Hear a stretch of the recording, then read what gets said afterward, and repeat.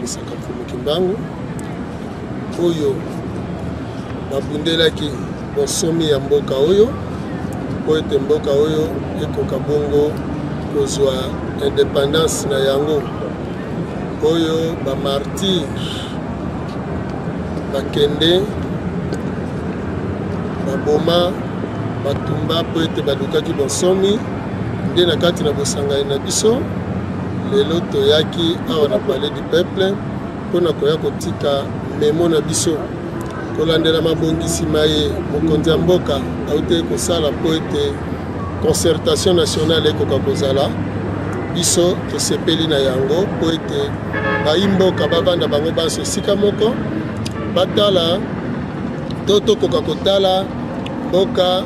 lolenge kani tokoki kobongisela yango po ete kimia ekoka bongo kozala mpe na kati ya mabongisi ya constitution elingi ete constitution ebalana na bokoko elingi koloba ebalana na bizaleli bya biso kasi tokosepela te constitution ezala kopi ya bafrançais to constitution ezala kopi ya baanglais ya baallemand po biso na bango toza na barealité moko te tosengi na kati na memo wana na bayi mibeko esika ya bangunza esika ya mfumu Kimbangu ekoka pe bongo kozala pamba te biso bangunza na bosolo nyonso bayi babundelaki indépendance ya mboka ezalaki bangunza me bangunza base retrouvaka te ata esika moko na mayimatali mboka yango nde na motindo wana tosengi te esika ya bangunza pe ekoka kozala mpona nini te na kati ya manaka ya mboka tomona pe le 6 avril tomona pe le 2 juillet tomona pe le 3 octobre tomona pe le 12 octobre mpona nini te na bobosangani nyonso ya minene oyo ekozalaka na mboka oyo bangunza pe babengamaka bangunza pe batia bango na bisika oyo elongo bani bana na biso baza kotanga batanga mpona leadership kasi batanga mpona subordination te elingi koloba nini bana batanga mpona kokela kasi bana batanga te mpona koservir bapaya to baservir bato mosusu nzokande baétude universitaire ekumbaka bato na baposa oyo boza na yango na lolenge te bokoka bongo kokela mpe lisusu droit coutumier ezala reconnu na kati ya mibeko ya mboka elingi koloba te bachef de terre bazala reconnu e na kati na yango nde tosengi révision ya loi Bakajika elingi koloba nini loi Bakajika eza koloba mabele pese ya mabele ezali ya leta nzoka mabele na se ya mabele ezali ya bakolo mabele baautochtone nde na motindo wana tosengi te mabele bazongisa yango na autochtone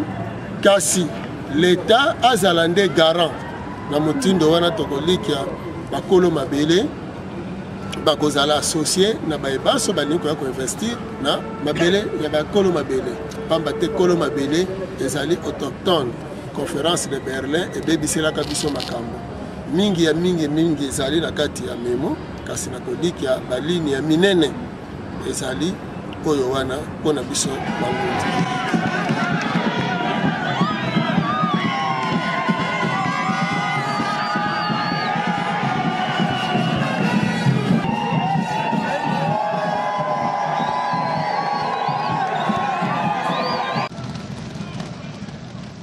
Honorable député, estimés collègues,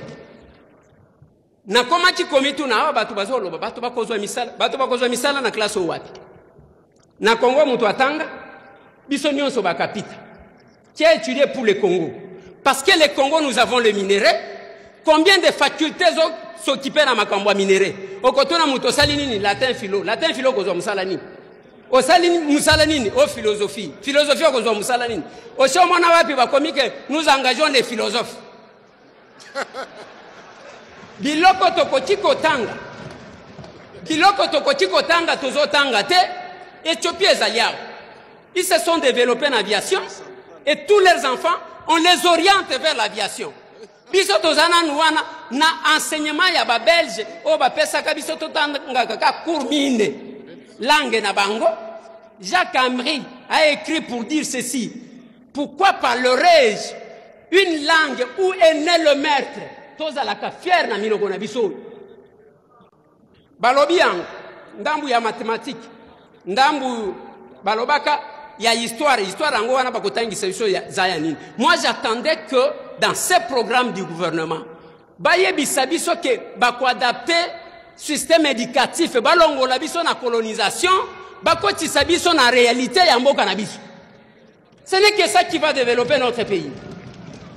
Si les autres qui a découvert l'embouchure du Congo, Diego Kao, c'est que Batouana, Bakongo, Anawazalakate. Vous savez que j'étais au village, Bazo Sengangai, Balobi, au Kotiko dessiné la maison. Ngai na ebinda. Na dessiné boy. Na la qui s'est enseignant, alors ça ce n'est pas la maison, c'est la case. Na tikali na mutu na ngana lobi, OK, c'est la case. A dessiné l'anga eloko mususu. Un jour na kende poto na kimukolo oyo ngana kenda kapoto. Namoni ndaku ya esobe na lobi voilà la case balobi te wana case te maison écologique. Échanger parce que komi kuna. Et c'est le système éducatif tozana.